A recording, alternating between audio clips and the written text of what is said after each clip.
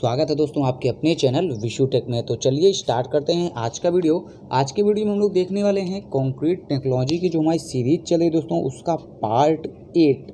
दोस्तों पार्ट 8 से हम लोग स्टार्ट कर रहे हैं अपनी वर्केबिलिटी ऑफ दी कंक्रीट के बारे में। तो सबसे मोस्ट इंपॉर्टेंट यहाँ पे दोस्तों ये जानना जरूरी है सबसे पहले कि वर्केबिलिटी में हम लोग पढ़ने क्या क्या वाले हैं। तो सबसे पहले दोस्तों वर्केबिलिटी को फाइंड आउट करने के जो मेथड हैं, जो टेस्ट परफॉर्म किए जाते हैं, चाहे वो स्लम टेस्ट हो, कॉम्पैक्शन टेस्ट हो, वीवी कंसिस्टोमीटर हो, फ्लो टेस्ट हो या केनेली बॉल मेथड हो, दोस्तों हम सारे टेस्ट के बारे में डिटेल्स में डिस्कस करेंगे। तो वीडियो को स्टार्ट करने से पहले सबसे पहले यहाँ पे हम लोग बात करते हैं दोस्तों वर्केबिलिटी होती क्या है। तो मोस्ट इंपॉर्टेंट है, वर्केबिलिटी का मतलब होता है दोस्तों कोई ऐसी चीज़ जिससे हम लोग काम कर सकें आसानी से। तो सेकंड यहाँ पे दोस्तों आता है topic workability of the concrete. क्या है दोस्तों वर्केबिलिटी ऑफ द कंक्रीट? दोस्तों डिसाइड किया जाता है किसी भी कंक्रीट मिक्स को, जैसे दोस्तों कोई भी कंक्रीट मिक्स होता है उस कंक्रीट मिक्स को ईजी ट्रांसपोर्ट किया जा सके। सबसे पहला टॉपिक होता है दोस्तों ईजी ट्रांसपोर्टेशन हो उसका। सेकंड दोस्तों उसको ईजी प्लेसिंग हो। तो यहाँ पे दोस्तों क्या हो, यहाँ पे सेकंड जो आ रहा है वो क्या आ रहा है, मतलब हमारा क्या है दोस्तों ईजी क्या हो उसका प्लेसिंग हो, यानी जिस प्लेस पे हमको उसको पोर करना है या कंक्रीट करना है दोस्तों, तो वो उस पर आराम से ईजी उसकी प्लेसिंग होनी चाहिए। साथ में यहाँ पे दोस्तों थर्ड जो आता है उसका कॉम्पैक्शन ईजी हो, यानी ईजी कॉम्पैक्शन होना चाहिए। कॉम्पैक्शन जो होना चाहिए दोस्तों वो ईजिली होना चाहिए। And the fourth and the most important दोस्तों कंक्रीट की जो फिनिशिंग होनी चाहिए दोस्तों वो आसानी से किया जा सके। तो दोस्तों जो मोस्ट इम्पॉर्टेंट यहाँ पे पॉइंट्स रहे हैं, कोई भी कंक्रीट ऐसा कंक्रीट जिसमें इजी ट्रांसपोर्ट हो, इजी प्लेसिंग हो सके, इजी उसका कॉम्पैक्शन हो सके, इजी उसकी फिनिशिंग हो दोस्तों, ऐसे कंक्रीट को हम लोग बोलेंगे good condition of workable concrete. तो ऐसी कंक्रीट को दोस्तों हम लोग क्या बोलते हैं, गुड कंडीशनल वर्केबल कंक्रीट, जो कि साइट पे आसानी से transport, place and compaction then finishing किया जा सके। तो दोस्तों हम लोगों को फाइंड आउट कैसे होगा कि कोई सा भी जो भी हम लोगों के पास में यहाँ पे कंक्रीट है वो वर्केबल है या नहीं। तो उसके लिए वर्केबिलिटी को टेस्ट करने के लिए दोस्तों यहाँ पे कुछ टेस्ट किए जाते हैं, उन टेस्ट के बारे में हम लोग यहाँ पे डिटेल्स में डिस्कस करेंगे। तो जो सबसे पहला टेस्ट होता है दोस्तों वर्केबिलिटी के लिए, जो ईजिली होता है, सबसे आसानी से होता है दोस्तों, वो होता है हम लोगों का स्लम्प टेस्ट। तो दोस्तों स्लम्प टेस्ट के बारे में सारा डिटेल्स में हम लोग डिस्कस करेंगे। यहाँ पे दोस्तों सेकंड जो होता है दोस्तों वो होता है हम लोगों का कॉम्पैक्शन टेस्ट, जिसे दोस्तों हम लोग क्या बोलते हैं, सेल्फ कॉम्पैक्शन टेस्ट भी बोलते हैं दोस्तों, उसका कॉम्पैक्शन टेस्ट। यानी थर्ड जो होता है वर्केबिलिटी फाइंड आउट करने के दोस्तों ये सारे मेथड हैं, और अलग अलग टाइप की कंक्रीट के लिए अलग अलग मेथड यहाँ पे दोस्तों एडॉप्ट किए जाते हैं।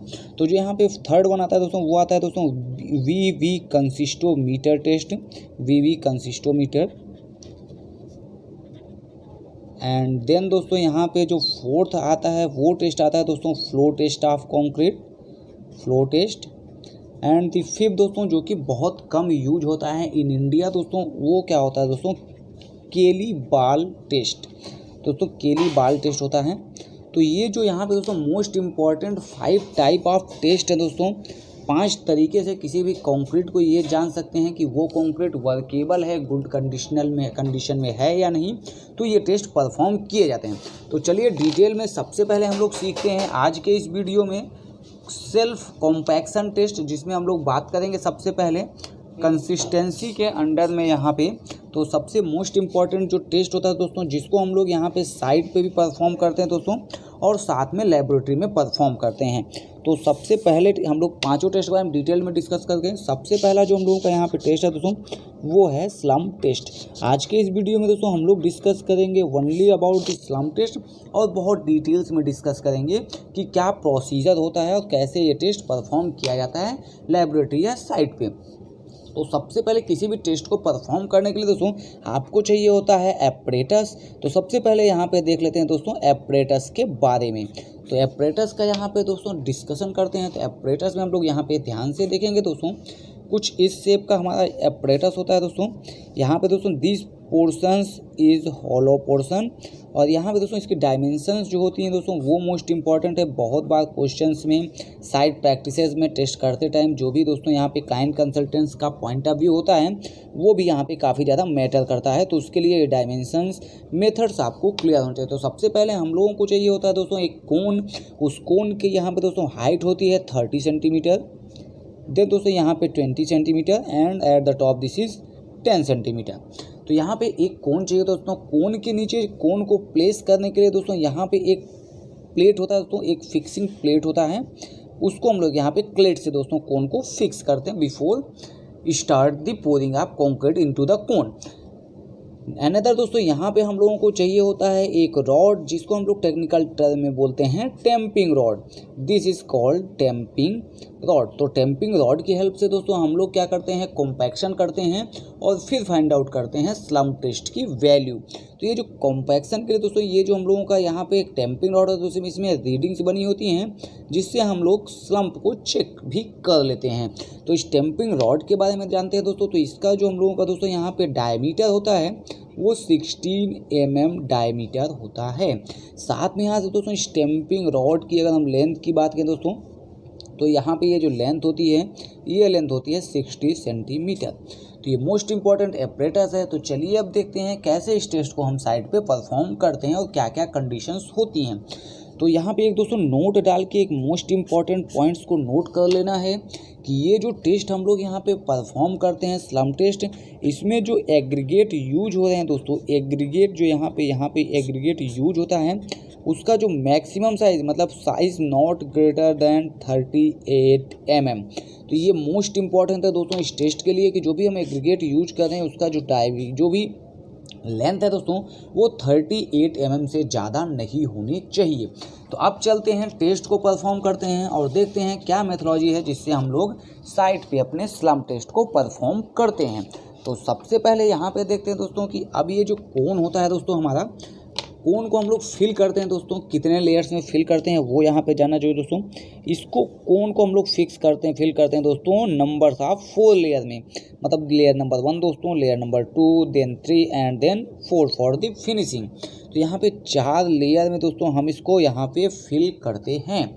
तो 4 लेयर में फिल करने के लिए करते क्या है दोस्तों, तो ये जो दोस्तों टेम्पिंग रॉड होता है दोस्तों, तो जब हम पहला लेयर अपना कंक्रीट का यहाँ पे डालते हैं दोस्तों, चूंकि इसकी हाइट 30 सेंटीमीटर है तो इसको 4 पार्ट में डिवाइड करने के बाद ये पहली हाइट जो आएगी दोस्तों वो 7.5 सेंटीमीटर्स होगी।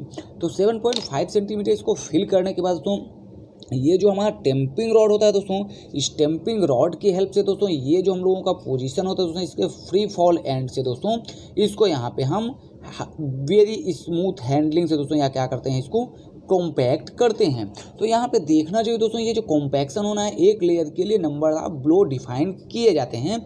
तो सबसे पहला जो की पॉइंट हो गया दोस्तों, इस क्यूब को फिल करना है 4 लेयर्स में।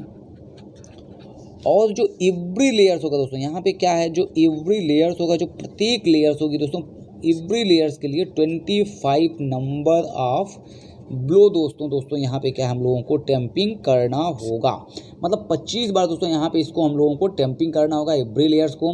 देन दोस्तों फर्स्ट के बाद हम लोग यहाँ पे जो सेकंड लेयर होता है उसको फिल करते हैं, उस पर भी हम लोग 25 ब्लोज। देन दोस्तों यहाँ पे अगला एंड नेक्स्ट वन। तो ये दोस्तों चार बार इस क्यूब को हम लोग फिल करते हैं और नंबर ऑफ ब्लो जो है दोस्तों वो 25 इन ईच ब्लो में रखते हैं। तो इसके बाद दोस्तों क्या होता है, दोस्तों जैसे ही ये प्रोसेस कंप्लीट होती है दोस्तों, इस प्रोसेस के कंप्लीट होने के बाद हम लोग करते हैं इस कोन को दोस्तों, इस कोन को ये जो फिक्सिंग पॉइंट्स है दोस्तों, इस फिक्सिंग पॉइंट से फ्री करते हैं और इस कोन को ऊपर में यहाँ पे दोस्तों इसमें कुछ हैंडल्स लगे होते हैं दोस्तों दोनों साइड में कोन के, इस हैंडल के हेल्प से दोस्तों इसको बाहर निकालते हैं। तो यहाँ पे दोस्तों ये जो यहाँ पे प्लेस है दोस्तों, इसके साथ में दोस्तों एक यहाँ पे हम लोगों का एक रॉड भी यहाँ पे रहता है दोस्तों, एक यहाँ पे एक पॉइंट ऐसा बना होता है, फिक्सिंग पॉइंट होता है दोस्तों, जिसके बीच में हम लोग टेम्पिंग रॉड को दोस्तों गिरा के नापते हैं। तो जैसे ही हम लोग इसको निकालते हैं दोस्तों, तो निकालने के बाद यहाँ पे 3 टाइप का शेप बनता है, मतलब दोस्तों क्या 3 टाइप ऑफ शेप डिफाइन होता है। तो 3 टाइप ऑफ जो शेप डिफाइन होता है दोस्तों, पहला जो शेप होता है दोस्तों उसको हम बोलते हैं ट्रू स्लम्प, सेकेंड को बोलते हैं दोस्तों यहाँ पे शियर स्लम्प, एंड यहाँ पे थर्ड को बोलते हैं दोस्तों कोलैप्स स्लम्प। अब दोस्तों फिगर से हम इसको फाइंड आउट करेंगे, डिफाइन करेंगे कि शियर स्लम्प्स क्या होते हैं, कोलैप्स स्लम्प्स क्या होते हैं। तो सबसे पहले शियर स्लम्प्स को हम लोग देखते हैं दोस्तों। जैसा कि ये हमारा कोई कोन रहता है दोस्तों, अगर ये कोन है दोस्तों, जब भी हम क्या नाम है कंक्रीट को इसको जब हम लोग यहाँ से बाहर निकालते हैं दोस्तों, बाहर निकालने के बाद में यहाँ का जो शेप होता है दोस्तों कंक्रीट का शेप कुछ दोस्तों इस शेप में रह जाता है। तो यहाँ से कुछ ऐसा दोस्तों ये बाहर के साइड में जाता है, बट दोस्तों ये जो शेप ऑफ दी कोन होता है दोस्तों, शेप ऑफ दी कंक्रीट रह जाता है। तो यहाँ पे जो ये वैल्यू होती है दोस्तों, यही वैल्यू हमारी क्या होती है दोस्तों, स्लम्प वैल्यू होती है। ये जो होती है डिस्टेंस दोस्तों हम लोगों की क्या होती है, स्लम्प डिस्टेंस होती है। और साथ में दोस्तों ये जो शेप बनता है दोस्तों, चूँकि ये कंक्रीट का शेप जो बना हुआ है दोस्तों, ये कंक्रीट का शेप लगभग दी क्यूब के शेप की तरह है दोस्तों, तो इसलिए हम इसको बोलते हैं ट्रू स्लम्प। सेकंड दोस्तों यहाँ पे आता है शियर स्लम्प। तो अगर उस केस में हम देखते हैं दोस्तों, यहाँ पे जो हमारा क्यूब था, क्यूब मोल्ड को दोस्तों यहाँ पे कुछ ऐसा था, तो इस केस में होता क्या है दोस्तों, ये जो हम लोगों का स्लम्प बनता है दोस्तों, यानी जैसे इस कोन को बाहर में हम लोग यहाँ से निकालते हैं, कोन को बाहर निकालने के बाद में कुछ कंक्रीट का शेप ऐसा हो जाता है। तो यहाँ पे आपको डिफाइन कर दोस्तों, कुछ कंक्रीट का शेप जो होता है वो ऐसा होता है। तो इस कंडीशंस के बने शेप को हम लोग क्या बोलेंगे दोस्तों, शियर स्लम्प, और इसके लिए ये स्लम्प वैल्यू होगी, शियर स्लम्प बनता है इस केस में। थर्ड यहाँ पे दोस्तों कोलैप्स स्लम्प का क्या मतलब होता है दोस्तों, जो पूरा का पूरा स्ट्रक्चर या प्रोसेस है दोस्तों, जैसा कि हमारा क्या नाम है कंक्रीट का कोन का शेप हुआ दोस्तों, कोन शेप के बाद में जो स्लम्प यहाँ पे हुआ कोलैप्स, कोलैप्स का मतलब दोस्तों पूरी तरीके से गिर जाना, मतलब जो कंक्रीट का दोस्तों शेप बन गया कुछ ऐसा बन गया, तो पूरी तरीके से क्या हुआ दोस्तों, यहाँ पे ये फैल गया, तो इसको हम लोग बोलेंगे दोस्तों कोलैप्स स्लम्प। ये दोस्तों यहाँ पे होगी स्लम्प की हाइट। तो मोस्ट इंपॉर्टेंट रहा दोस्तों कि ये कैसे प्रोसेस किया जाता है।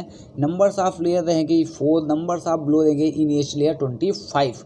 3 टाइप के शियर स्लम्प बनते हैं दोस्तों, वो तीनों टाइप यहाँ पे हम डिफाइन कर दिए। अब हम कुछ यहाँ पे दोस्तों वैल्यूज़ का डिफिनेशन करेंगे कि कहाँ पे कैसे वैल्यू के स्लम्प को हम कहाँ पे यूज करते हैं।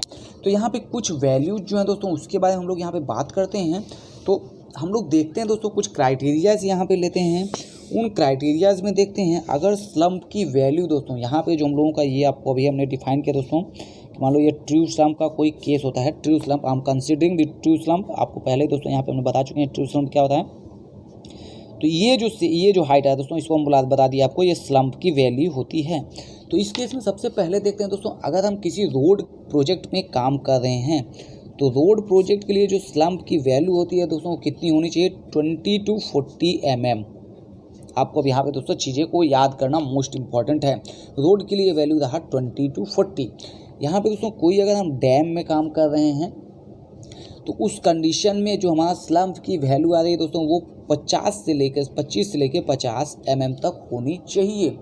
साथ में दोस्तों यहाँ पे किसी हम ब्रिज में काम कर रहे हैं, ब्रिज के फाउंडेशंस में काम कर रहे हैं दोस्तों, तो ब्रिज के फाउंडेशंस में ये वैल्यू जो होती है दोस्तों वो कितनी होती है, ये वैल्यू हो जाती है यहाँ पे 100 to 150 mm।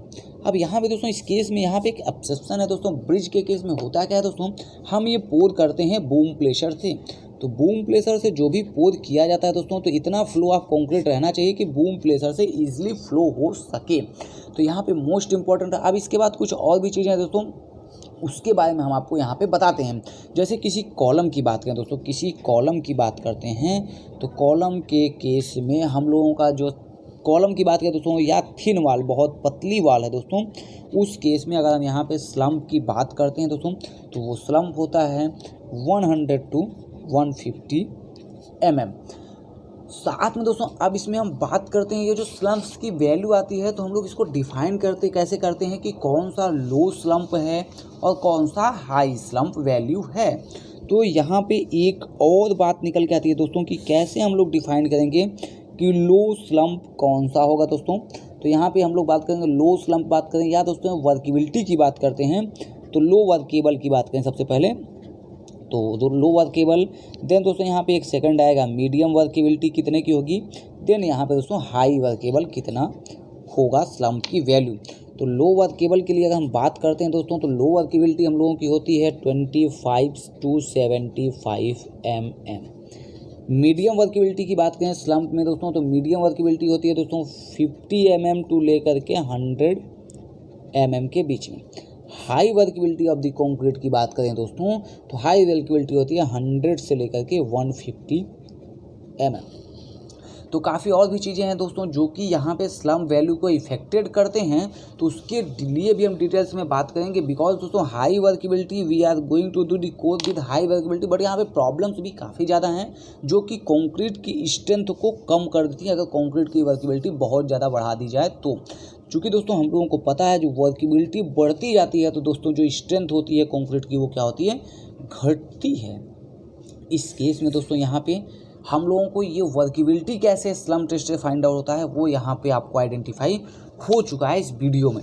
तो नेक्स्ट वीडियो में I will come with you with that next topic which will be compaction test of the workability. Workability के अंदर का दोस्तों हम लोग डिस्कस करेंगे कॉम्पैक्शन टेस्ट, और उस कॉम्पैक्शन टेस्ट में हम लोग डिफाइन करेंगे कि कैसे कॉम्पैक्शन टेस्ट लेबोरेटरी में परफॉर्म किया जाता है। देन दोस्तों VB consistometer, flow test and Kelly ball test we will be discuss. तो दोस्तों अगर अभी तक आपको ये वीडियो पसंद आया हो तो प्लीज़ लाइक करें, दोस्तों के साथ शेयर जरूर करें इस वीडियो को। अगर आप पहली बार हमारे चैनल पे विजिट करें तो please subscribe our channel Vishu tech, and thanks to give your precious time for watching this video. Thank you so much.